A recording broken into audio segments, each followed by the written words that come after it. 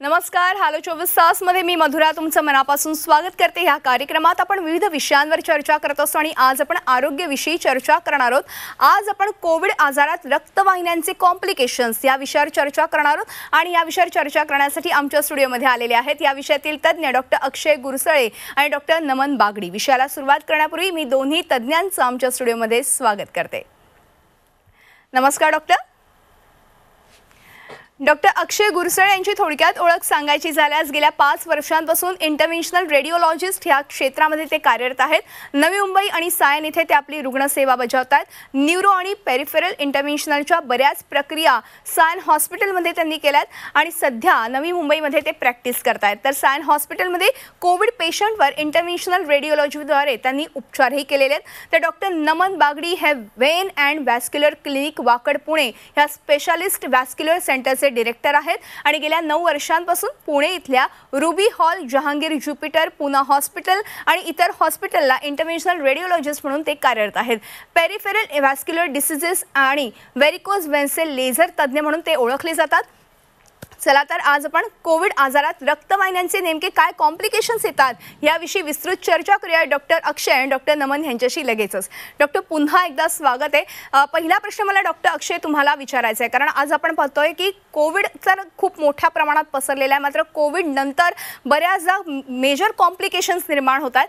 कोविडमुळे बऱ्याचदा रक्तवाहिन्यांवरती परिणाम होतोय असं देखील पाहायला मिळत आहे. नेमका हा परिणाम काय होतोय त्याबद्दल काय सांगाल? नमस्कार, मी डॉक्टर अक्षय बोलतोय. तर कोविड हा आपल्याला माहिती आहे की एक प्रचंड मोठी महामारी आता सध्या इकडे आलेली आहे. आपल्याला असं बघून येण्यास आलेलं आहे की सायन हॉस्पिटलमध्ये की पोस्ट कोविड सिम्पटम्स किंवा सिंड्रोम किंवा कोविड नंतर काही पेशंट्समध्ये रक्तवाहिन्यांमध्ये रक्ताच्या गुठळ्या निर्माण होतात आणि त्यांच्यामुळे पेशंटला बरेच त्रास आणि इजा होते. तर थोडक्यात असं म्हटलं जाईल की हे का होतं. आता जेव्हा आपल्याला पायाला किंवा हाताला कुठेही काही जखम होते तेव्हा आपल्या शरीरात असे काही द्रव्य निर्माण होतात ज्याच्यामुळे तिकडची जखम भरून येते आणि तिकडे रक्तगुठळी निर्माण होते. पण ही नॉर्मल माणसात होते. कोविडमध्ये काय होतं की ह्या विषाणूमुळे रक्तवाहिन्यांमध्ये असे द्रव्य आपोआप निर्माण होतात. त्याचं कारण असं म्हणता येईल की आपली प्रतिकार शक्ती जी आहे ती कोविडमुळे एकदम उचलित होते. त्याच्यामुळे काय होतं की नॉर्मली काही इजा नसला देखील आपल्या रक्तवाहिन्यांमध्ये बऱ्याच गुठळ्या निर्माण होतात. ह्या दोन्ही रक्तवाहिन्यांमध्ये गुठळ्या निर्माण होतात. हृदयाकडून बाहेर जाणाऱ्या आणि हृदयाकडे येणाऱ्या दोन्ही रक्तवाहिन्यांमध्ये गुठळ्या निर्माण होतात आणि ज्या गुठळ्या ह्या निर्माण होतात त्या वेगवेगळ्या अवयवात पसरतात. कारण म्हटलं जाईल तर हातांमध्ये, पायामध्ये, मेंदूमध्ये, हृदयामध्ये, आणि जशा त्या पसरतात तसं त्या ठिकाणी स्ट्रोक किंवा इश्केमिया किंवा रक्तपुरवठा कमी होतो आणि त्याच्यामुळे माणसाला दुखापत होते. तर माझं म्हणण्याचं हेच स्पष्टीकरण आहे की हे जितकं त्वरित आपल्याला कळणार किंवा ज्या पेशंटला किंवा रोगीला हे जेव्हा कळेल तेव्हा त्यांनी त्वरित आमच्याकडे किंवा इंटरव्हेन्शनल रेडिओलॉजी थ्रू ह्याची ट्रीटमेंट करता येते आणि पेशंटचा तो अवयव वाचवता येतो. पण हे वेळेनुसार असतं की आपल्याला हे लवकर सांगणं खूप महत्वाचं आहे आणि वेळ ह्याच्यात खूप महत्वाचा असतो, कारण वेळेनुसार ह्याची ट्रीटमेंट इंटरव्हेन्शनल रेडिओलॉजी थ्रू करता येते. हेच मला म्हणण्याचं. अगदी डॉक्टर, तुमचे मुद्दे तर लक्षात आलेले आहेत आणि खास करून जेव्हा कोविड होतो त्याच्यानंतर हे रक्तवाहिन्यांचे आपल्याला आजार पाहायला मिळतात, हे परिणाम पाहायला मिळतात, हे दुष्परिणाम मोठ्या प्रमाणात आहेतच. मात्र डॉक्टर नमन मला यांच्याकडनं जाणून घ्यायचे, कारण की कोविडमुळे आता जसं डॉक्टर अक्षय म्हणाले हातापायांच्या रक्तवाहिन्यांवरती परिणाम होतात किंवा कॉम्प्लिकेशन्स निर्माण होतात, हे नेमके कशा पद्धतीने निर्माण होतात आणि त्यावरती आपण काय उपचार करू शकतो? डॉक्टर नमन काय सांगाल? मॅडम, जसं आता डॉक्टर अक्षय यांनी इतकं छानपणे आपल्याला समजून दिलं की हे काय प्रक्रिया असते, तर ऍक्च्युली जे रक्त गोठायला सुरू होते ते नॉर्मल माणसांमध्ये कुठे काही त्यांना मार लागला की तिथे ते व्हायला पाहिजे. पण ज्यांना कोविड होतो त्यांना आपोआप रक्तवाहिन्यांमध्ये विनाकारण हे गाठी निर्माण होतात. यांना आम्ही आमच्या भाषेत थ्रोम्बोसिस असं म्हणतो. तर हे जसं आता सरांनी पण सांगितलं की हृदयाकडनं अवयवांकडे जाणाऱ्या नसांना म्हणजे आर्टरीज यांच्यात पण होऊ शकतात किंवा तिथून जे रक्त परत हृदयाकडे आणतात म्हणजे वेन्स याच्यात पण होऊ शकतात. सर, याच प्रकारे जे रक्तवाहिन्यांमध्ये गुठळ्या निर्माण होतात त्यांची काय लक्षणे असतात हे आपल्याला बघायची आहे आता, आणि त्याची पुढची ट्रीटमेंट कशी करायची किंवा कोणाकडे जायचं आणि काय त्याला लक्षात घेऊन आपल्याला पुढे करायचं आहे, ह्या गोष्टींवर आपण आता चर्चा पुढे करणार आहोत. अगदी. डॉक्टर, डीव्हीटी बद्दल काय सांगाल मग? मॅडम, डीव्हीटी हा जो प्रकार आहे, it is deep Venus thrombosis. म्हणजे हे जे रक्तवाहिन्यांमध्ये गुठळ्या तयार होतात ते स्पेशली पायांच्या रक्तवाहिन्यांमध्ये जे रक्त पायांकडनं हृदयाकडे नेतात त्या नसांमध्ये तयार होतात. ऑलरेडी गुरुत्वाकर्षण म्हणजे ग्रॅव्हिटीचा अफेक्ट जो असतो त्याच्यामुळे ऑलरेडी पायांमध्ये रक्त सर्क्युलेशन हा ठराविक झालेला असतो, स्लो झालेला असतो. आणि ते विथ ऍडिशन ऑफ कोविड हे सगळं कारणांमुळे याच्यात चान्सेस खूप जास्त वाढतात की ते रक्तवाहिन्यांमध्ये कुठल्या तयार होईल. तर ते एकदा तयार होणं सुरू झालं की मग एक चेन रिॲक्शन सारखी सुरू होऊन जाते. म्हणजे एकावर एक असं ते वाढत जातं आणि मोर अँड मोर जास्तीत जास्त मग रक्तवाहिन्यात त्यात इन्व्हॉल्व्ह व्हायला सुरू होऊन जात. मग याच्यात मेन डेंजर किंवा मेन खतरा असा असतो की हा जो तुकडा आहे रक्तवाहिन्यांमध्ये, जो रक्त गोठलेला असतो त्याचा तुकडा निघून हृदयांकडे किंवा फुफ्फुसांकडे जाऊ शकतो आणि मग ते एकदम मेडिकल एमर्जन्सी कंडिशन होऊन जाते. कारण तेव्हा एकदम धाप लागायला लागते, एकदम श्वास लागायला लागते, श्वास घेता येत नाही, सॅच्युरेशन ड्रॉप होतो, भरपूर गोष्टी होतात. तर ह्या गोष्टीला आपल्याला ओळखायचं कसं आणि काय पुढे करायचं याच्यासाठी आधी आपण एक डीव्हीटी काय असते याचं एक शॉर्ट अॅनिमेशन आहे ते बघूया. अगदी. आता आपण बघतोय ते अॅनिमेशन, आपल्या प्रेक्षकांपर्यंत ते अॅनिमेशन तर पोहोचलेलंच आहे. मात्र ह्या अॅनिमेशनच्या माध्यमातून तुम्ही अगदी थोडक्यात काय सांगाल डॉक्टर? तर तिथे जसं दाखवलेलं आहे की रक्तवाहिन्यांमध्ये जो तुकडा गोठला रक्ताचा, जो थ्रॉम्बस फॉर्म झाला, तो तुटून कसा हृदयाकडे मेन नसांमधनं जातो. तर हे जेव्हा रक्तवाहिन्यांमध्ये पायांच्या जेव्हा हे तयार व्हायला सुरू होते तेव्हा पाय सुजायला लागतो, पाय दुखायला लागतो. ही सूज अचानक येते.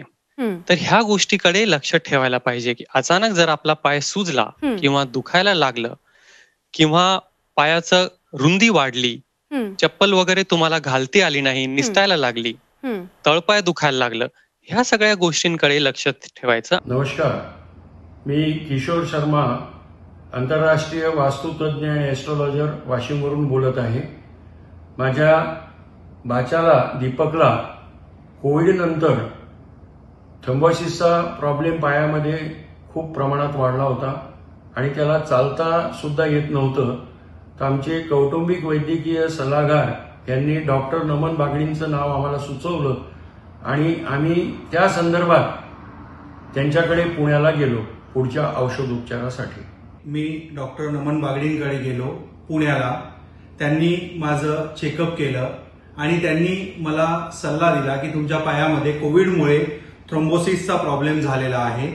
त्यामुळे त्यांनी मला सर्जरी सजेस्ट केली, पण ती काही अशी भीतीदायक सर्जरी नव्हती आणि त्यांनी सांगितल्याप्रमाणे सर्जरी केली. त्यामध्ये कुठलेही स्टिचेस किंवा कुठलेही मार्क काहीच नसल्यामुळे फक्त निडलनी तो थ्रोम्बोसिस त्यांनी बलून प्लास्टी करून काढला माझ्या पायातून आणि आता मला अगदी बरं वाटत आहे आणि चांगल्या रीतीने मी चालत फिरत आहे. आणि डॉक्टर नमन बागडी सरांचा मी खूप खूप धन्यवाद करू इच्छितो. इंटरव्हेन्शन रेडिओलॉजी या नवीन पद्धतीमुळे कसं आपण कोविडमुळे निर्माण होणाऱ्या थ्रोम्बोसिसचं ट्रीटमेंट करतो. पण ह्याची ट्रीटमेंट किंवा या पद्धतीद्वारे फक्त हाच आजार नव्हे तर बऱ्याचशा दुसऱ्या रक्तवाहिन्यांच्या आजारांची सुद्धा ट्रीटमेंट आपण या पद्धतीद्वारे करू शकतो. खास कर जर पायात बघितलं तर पायांच्या फुगलेल्या नसा म्हणजे व्हेरिकोज वेन्स यांची ट्रीटमेंट एक छोट्या पिन होलद्वारे लेझर फायबर टाकून आतल्या आत लेझरनी कुठे न चिरा मारता, कुठे न टाके मारता करता येते. सेम याच प्रकारे शरीराच्या बाकी काही रक्तवाहिन्यांची सुद्धा ट्रीटमेंट करता येते, ज्याच्याबद्दल डॉक्टर अक्षय आपल्याला सांगते. डॉक्टर अक्षय, मला तुमच्याकडे यायचंय कारण आता आपण खरं तर हातापायांच्या एकूणच रक्तवाहिन्यांचे काय नेमके परिणाम होतात हातापायांच्या रक्तवाहिन्यांवरती ते आपण आता डॉक्टर नमन यांच्याकडनं जाणून घेतलंय, एका अॅनिमेशनच्या माध्यमातून हे जाणून घेतलंय. डॉक्टर अक्षय, बऱ्याचदा कोविडमध्ये स्ट्रोक येण्याचे चान्सेस असतात, तर हा स्ट्रोक झाल्यास याची काही लक्षणं असतात का त्या आधीची, त्याबद्दल अगदी थोडक्यात काय सांगाल? हो, कोविडमध्ये हा स्ट्रोक खूप कॉमन झालेला आहे आणि तसं म्हटलं गेलं तर काय होतं की स्ट्रोक हा युजली अशा लोकांना होतो ज्यांना आधीच ब्लड प्रेशर किंवा बीपीचा त्रास आहे किंवा डायबिटीज म्हणजे साखरेचा त्रास आहे, ह्यांना कॉमन असतो आणि ज्यांचा वय खूप जास्त त्यांच्यामध्ये कॉमन असतो. पण कोविडमुळे काय झालेलं आहे की यंग पेशंट्समध्ये म्हणजे जे 20, 30, 40 इयर्सचे असेल, ज्यांना आधी काही ब्लड प्रेशर, शुगर ह्याचा काही प्रॉब्लेम न असल्याने हा पेशंट्समध्ये देखील कॉमन झालेला आहे. ह्या अशा वर्ग गटातल्या लोकांमध्ये कोविडमुळे स्ट्रोक खूप कॉमन झालेला आहे आणि आम्ही ह्या पेशंट्समध्ये खूप बघितलेला आहे हा स्ट्रोक. तर स्ट्रोकमुळे काय होतं की अचानक पेशंटमध्ये म्हणजे त्याचा एका पायाचा हात किंवा अवयव न चालणे, जड वाटणे, एका बाजूला फेस येणे, तुमचं तोंड एका बाजूला वळणे, एकदम इम्बॅलन्स होणे म्हणजे चालायला न येणे, हे सगळे असे अर्ली सिम्पटम्स जे म्हणतो आपण हे स्ट्रोक्सचे असतात. हे कळून येणं खूप महत्वाचं आहे, कारण स्ट्रोक मध्ये वेळ ही खूप महत्वाची असते. जसं हृदयाचा स्ट्रोक असतो तसा मेंदूचा देखील स्ट्रोक असतो. 6 तासाच्या आत केलं तरच ह्याची ट्रीटमेंट व्यवस्थित करता येते आणि पेशंट व्यवस्थित आधीप्रमाणे चालू देखील शकतो. असं असतं. सो वेळ इज मोर इम्पॉर्टंट. बरं, पण मग डॉक्टर जेव्हा स्ट्रोक येतो तेव्हा आज इंटरव्हेन्शनल रेडिओलॉजिस्ट साठी एक शस्त्रक्रिया असते, तर ही स्ट्रोकसाठी कशी कार्य करते त्याबद्दल काय सांगाल? बरोबर. इंटरव्हेन्शनल रेडिओलॉजीमध्ये या शस्त्रक्रियेचं नाव आहे मेकॅनिकल थ्रॉम्बो ऍस्पिरेशन किंवा मेकॅनिकल थ्रॉम्बेक्टॉमी.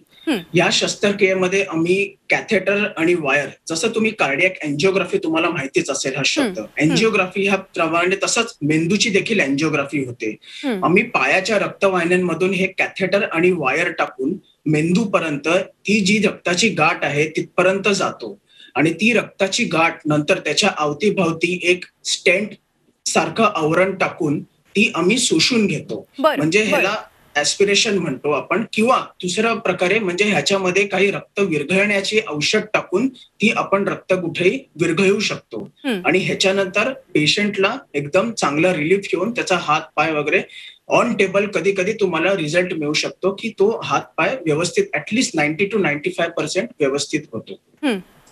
आता तुम्ही फार महत्वाचं सांगितलं, ही जी इंटरव्हेन्शनल रेडिओलॉजीची सिस्टीम आहे किंवा ही शस्त्रक्रिया ही नेमकी कशा पद्धतीने होते, अगदी थोडक्यात काय सांगाल? अगदी थोडक्यात म्हटलं गेलं तर पिन होल सर्जरी असं म्हणता येईल की इंटरव्हेन्शनल रेडिओलॉजी मध्ये तुम्ही एका सुईच्या भोक एवढ्या छोट्या होल, एवढी छोटी एक होल आम्ही आर्टरी किंवा पायाच्या रक्तवाहिनीत करतो आणि त्याच्या डोक्यावर किंवा छातीवर काहीही नसतं.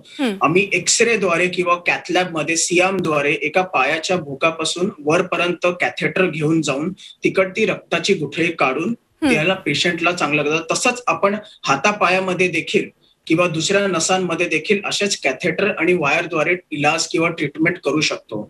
सो ही स्पेशालिटी जी आहे ही इंटरव्हेन्शनल रेडिओलॉजी मध्ये इमेजिंग म्हणजे एक्सरे मोडॅलिटी किंवा कॅथलॅब आणि कॅथेटर वापरून याच्या दोघांचं एकत्र मिश्रण करून ही एक नवीन प्रक्रिया निघाली आहे, ज्याच्या थ्रू आपण विदाऊट काही मोठी सर्जरी करताना पेशंटला ट्रीटमेंट देऊ शकतो. खाली पायाच्या रक्तवाहिन्या आपल्याला लेझरद्वारे बंद करता येतात. त्याचप्रमाणे मेंदूच्या काय काय रक्तवाहिन्या असतात ज्या मेंदूला रक्त पुरवठा पोहोचवतात आणि जे आपले जेव्हा आजारपणी किंवा डायबिटीज, हायपरटेन्शन, ओल्ड एजमुळे जे अशा या रक्तवाहिन्या जेव्हा बंद होतात तेव्हा इंटरव्हेन्शन रेडिओलॉजीद्वारे ह्यांच्यामध्ये स्टेंट किंवा बलून प्लास्टिक करून ह्या परत ओपन करता येतात. ऍट द सेम म्हणजे असंच आपण मेंदूमध्ये काय काही रक्तवाहिन्या असतात ज्या आपोआप सुजतात आणि त्या फुटून ब्रेनमध्ये हिमरेज किंवा मेंदूमध्ये रक्तगुठळी अशी निर्माण होती. ह्याची ट्रीटमेंट आपण इंटरव्हेन्शन रेडिओलॉजीद्वारे कॉइलिंग करून ती विझवता येते आणि त्याप्रमाणे पेशंटचा जीव देखील वाचवता येतो. म्हणून इंटरव्हेन्शन रेडिओलॉजी हे एक नवीन पिन होल सर्जरी जे नवीन रेडिओलॉजीचं एक स्पेशालिटी आलेले आहे त्याचे खूप काय फायदे असतात आणि ते आपण व्यवस्थित आपल्याला कळून येणे आणि ते सगळ्यांकडे पोहोचणे हे जास्त महत्वाचं असतं. डायग्नोस्टिक एन्जिओग्राफी करून thrombolysis as well as thrombo aspiration with स्ट्रोकची ट्रीटमेंट ज्याच्यात आपण मेकॅनिकल थ्रॉम्बेक्टोमी आणि थ्रॉम्बोलायसिस देखील करतो आणि हे आम्ही कॅथलॅब आणि इकडे वेगवेगळ्या हॉस्पिटल्समध्ये फॉर एक्झाम्पल नवी मुंबई इथे जसं की for example MGM Belapur, even अपोलोमध्ये किंवा इव्हन पनवेलमध्ये काय काय कॅथलॅब्स मध्ये मी इकडे प्रोसिजर्स केलेल्या आहेत. आधी सायन हॉस्पिटलला या केल्या होत्या आणि इथे देखील करतो. ह्याच्यात थ्रॉम्बोलायसिस आणि DVT मध्ये IVC फिल्टर प्लेसमेंट हे पण खूप कॉमन असतं आणि ह्याच्याबद्दल देखील मी ह्याच्यावरही देखील ट्रीटमेंट करतो ज्याच्यात patient after procedure immediately without any extended hospital stay discharge होऊन घरी जाऊ शकतो आणि आपले नेहमीची कामं करू शकतो. सो इंटरव्हेन्शन रेडिओलॉजीचा हेच फायदा आहे की ह्याच्यात तुम्ही without any additional hospital stay वाचवता with a pin hole surgery तुम्ही पेशंटची ट्रीटमेंट करू शकता. आणि सध्या कोविडमध्ये ह्या कॉम्प्लिकेशन्स मध्ये ही ट्रीटमेंट लवकरात करणं आणि इमिडिएटली पेशंटने आपल्याकडे हे खूप महत्वाचं आहे, कारण ह्याची ट्रीटमेंट लवकर केली तरच त्याचे व्यवस्थित इफेक्ट्स किंवा आपण म्हणू की त्याचे पॉझिटिव्ह इफेक्ट्स मिळतात. तुम्ही जितकं लेट केलं तितकं आम्हाला देखील ते अवघड असतं आणि पेशंटला देखील एक्सप्लेन करणं खूप अवघड जातं.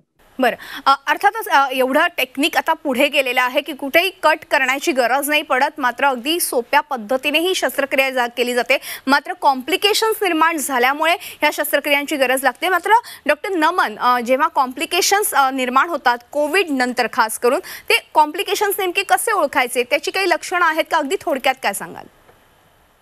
हो मॅडम, जसं आपण डीप वेनस थ्रॉम्बोसिस किंवा डीव्हीटी, आता अक्षय सरांनी आपल्याला स्ट्रोक बद्दल सांगितलं, ते होता मेंदूचा प्रकार.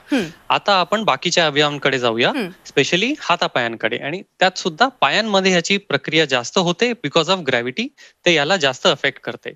सो त्याच्यात जसं आपण डीव्हीटीची लक्षणं बोललो की जी रक्तवाहिनी पायांकडनं परत रक्त हृदयांकडे नेते, त्यांना आपण वेन्स म्हणतो, त्यात ते डीव्हीटी होते, म्हणजे डीप व्हीनस थ्रॉम्बोसिस. तर त्याची जी लक्षणं आहेत ते पाय सुजणे, पाय दुखणे आणि अचानक सूज येते. तर अचानक जर सूज आली आणि एका पायाला ज्याला अफेक्शन होते, ज्याची नस चोकअप होते किंवा ज्याच्यात थ्रोम्बोसिस निर्माण होतो, तो पाय सुजतो, दुसरा पाय युजली बरा राहतो. तर असे काही लक्षणं लक्षात आले तर त्वरित आपल्या डॉक्टरांना भेटायचं. बरं, आणि डॉक्टर, ही लक्षणं आता आपल्या लक्षात आल्यावरती नेमके उपचार आणि निदान काय करायचे, कारण की ह्यावरती उपचार नेमके कोणते, त्याबद्दल अगदी थोडक्यात काय सांगाल? एक्झॅक्टली मॅडम, आता एकदम करेक्ट तुम्ही पॉइंट काढले की आता याचं पुढे काय करायचं.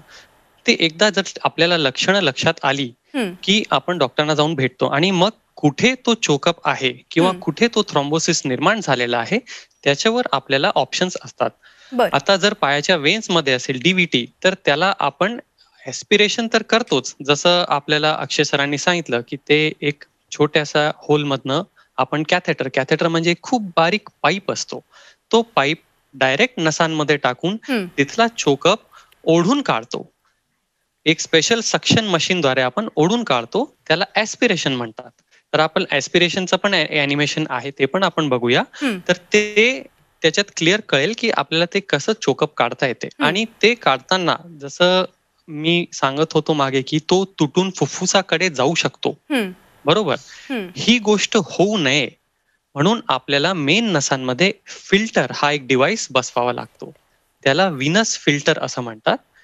त्याचं पण एक आपल्याकडे छान ॲनिमेशन आहे, ज्याच्यातनं एकदम क्लिअर कळते की पायातल्या नसांमधनं किंवा घशातल्या नसांमधनं कसा तो फिल्टर आपण टाकतो बॉडीमध्ये आणि तो चोकअप तुटून तो कसा कॅच करतो आणि फुफ्फुसांकडे जाऊ देत नाही. हे झालं वेन्स साठी. आता दुसरा प्रकार आहे आर्टरीज, म्हणजे जे रक्तवाहिन्या हृदयांकडनं पायाकडे रक्त नेतात, त्यांच्यात पण हे थ्रॉम्बोसिस हा प्रकार होऊ शकते. आणि ते इनफॅक्ट जास्त क्रिटिकल म्हणा किंवा मोर टाइम सेन्सिटिव्ह हा असतो. तिथे वेळ हा अतिशय महत्वाचा प्रकार असतो, कारण दॅट इज लाईक पायाचा अटॅक. जसा हार्टचा अटॅक येतो, ब्रेनचा अटॅकला आपण स्ट्रोक म्हणतो, तसं पायाच्या आर्टरीज मध्ये हे थ्रॉम्बस गेलं तर त्याला आपण पायाचा अटॅक म्हणतो. तर ट्रीटमेंट गोष्ट ही सेमच राहते, मात्र लक्षणे थोडीशी वेगळी असतात. आता आर्टरीज मध्ये झालं की पाय एकदम अचानक दुखायला लागतो. इथे सूजपेक्षा दुखण्याकडे जास्त वळण असते आणि एकदम दुखायला लागतो. हालता येत नाही, चालता येत नाही, बसल्या बसल्या सुद्धा पाय दुखतो. आणि हे झाल्यास हे क्रिटिकल का असते, कारण ह्याची ट्रीटमेंट युजली एका आठवड्याच्या आत केली पाहिजे. कारण नाही केली तर रक्त प्रवाह जो असतो, ब्लड फ्लो जो असतो, हा कम्प्लिटली स्टॉप झालेला असतो. तर स्टॉप झाल्यामुळे तो अंग मरायला लागतो आणि एक क्रिटिकल स्टेजच्या पुढे गेलं की मग त्याला पुन्हा रिवाईव्ह करता येत नाही, पुन्हा परिस्थिती आधी सारखं आणता येत नाही. जर पाय काळा वगैरे पळायला लागला, बोट काळी पळायला लागली किंवा बाकीच्या पाय कुठेही काळा पळायला लागला, so that is a dangerous sign. ते म्हणजे आता तो भाग कम्प्लिटली डेड झालेला आहे. तर हे सगळं होण्याआधी किंवा थोडंफार ब्लॅकिश दिसलं की इमिजिएटली आपण त्वरित डॉक्टरांकडे अगदी. जाऊन त्यांना भेटायचं आणि ऍस्पिरेशन ही प्रक्रिया तिथे मग करावी लागते अगदी. ते थ्रॉम्बस काढण्यासाठी. बरोबर. खूप चांगली खरं तर माहिती तुम्ही दिलेली. बऱ्याचदा असं होतं की कोविड नंतर हे रक्तवाहिन्यांचे आजार आता उद्भवू लागलेले आहेत, तर काळजी करण्याचे कारण नाही. आपल्याकडे खूप चांगल्या खरं तर तंत्रज्ञान विकसित झालेलं आहे, यावरती खूप चांगले उपचार पद्धती आहेतच. आणि जसं आता डॉक्टर नमन म्हणाले, डॉक्टर अक्षय म्हणाले, तसं त्याप्रमाणे तुम्ही उपचार घेऊ शकता. या उपचारांसाठी तुम्ही खाली दिलेल्या नंबरवरती संपर्क साधू शकता. डॉक्टर, वेळ संपल्यामुळे आज आपल्याला इथेच थांबावं लागते, मात्र तुम्ही दोघंही आलात आणि खूप छान आणि मोलाचं मार्गदर्शन आमच्या प्रेक्षकांना केलं, त्याबद्दल मनपूर्वक आभार. Thank you madam. Thank you ma'am. आणि यानंतर हॅलो 24 तास मध्ये आज आपण इथेच थांबतो. तुम्ही पाहत राहा आमचा खास कार्यक्रम हॅलो 24 तास.